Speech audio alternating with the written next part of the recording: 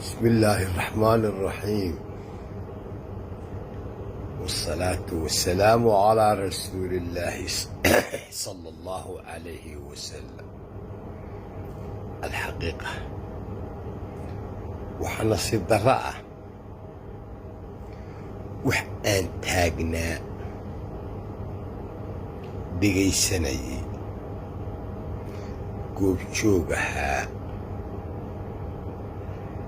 ayaa been laga faafinaya. yaa faafinaya? dad Soomaaliyeed. shirka ka dhacay Kenya summit buu ahaa.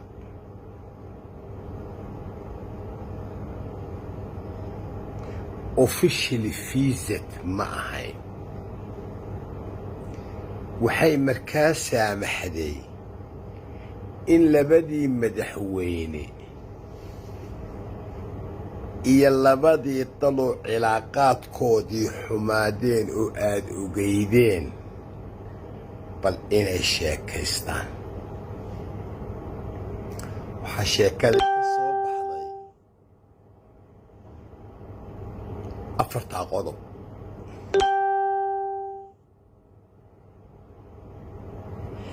madaxweynaheennii baa akhriyey ingiriisi, soomaali, faransiis, talyaani baa lagu tarjumay. gebagabada afarta qodob kiiskaa baddu maxkamad buu galay. Uhuru waa hadlay.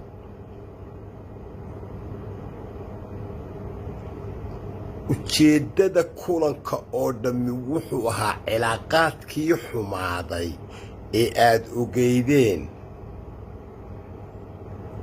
maadaama deris yahay laga heshiiyo. waxaasoo wara oo aad aragteen baa laga sameeyey.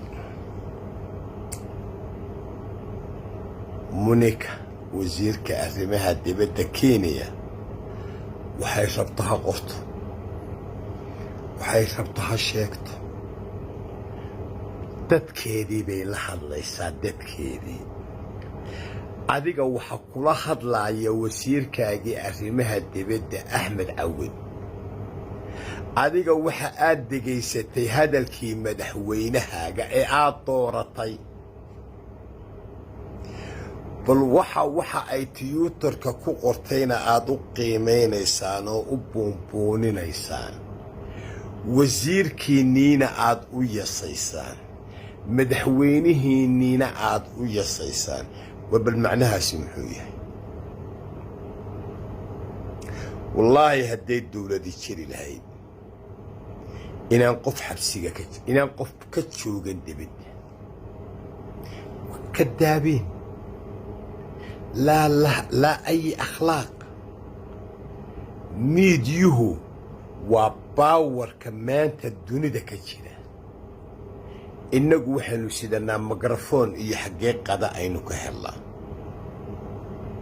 waa ceeb. yacni ilaa xad markaad waddankaagii aad yastid, ilaa xad markaad madaxweynahaagii yastid, ilaa xad markaad wasiirkaagii arrimaha dibadda yastid, ilaa xad wixii lagu wada hadlay markaad ka been sheegtid. maxaa tahay? miyaadan bashar ahayn? miyaadan waddani ahayn? maxaa tahay? qodobkaa intaasaan ku dhaafaya. soomaaliya siyaasadda waxay u xil saaratay fulin wax la yidhaahdo.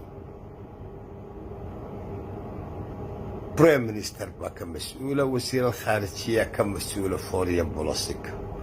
isagaanu rumaysanaynaa. wixii aanu maqlaynay baanu rumaysanaynaa. wixii aanu goobjoogga ka ahayn baanu rumaysanaynaa.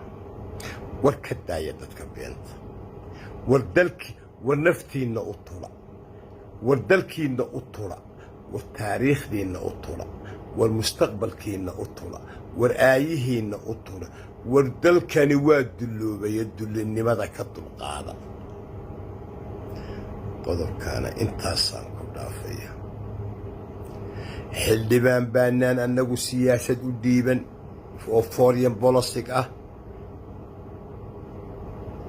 xildhibaanka la xisaabtan baanu u dhiibanay la xisaabtan xaaraan iyo xalaal miduu doono ha ku yimaado xukuumaddaa la xisaabtan laakiin bannaanka inaad annaga mikrafoon aan jirin nooga sheekaysid annagoo shalay kaaga horraynay siyaasadda annagoo shalayto haddii kaaga khibrad roon ee nasiibku kursigan xildhibaanka ah ku siiyey adeerow nagala xisho min fadlak wa axsaanak qodobkaana intaasaan ku dhaafaya alxaqiiqa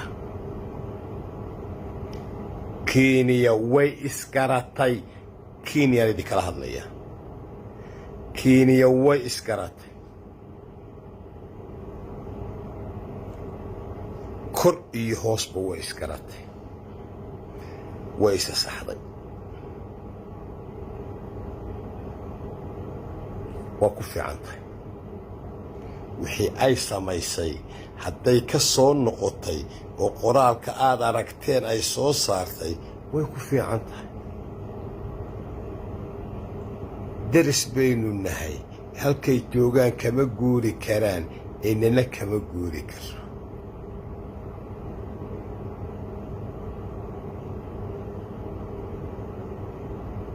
waxaan ku soo gebagabeynayaa alxaqiiqa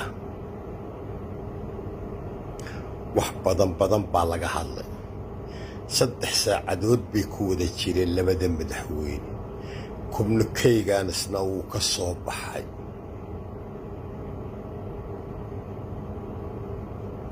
aynu kala saaro ninka kursiga ku fadhiya iyo aynu kala saaro dalkii aynu kala saaro danaha shakhsiga ah oo siyaasadda laga dhaxlay iyo danta guud ee dalka hala kala saaro الحقيقة والسلام عليكم ورحمة الله وبركاته.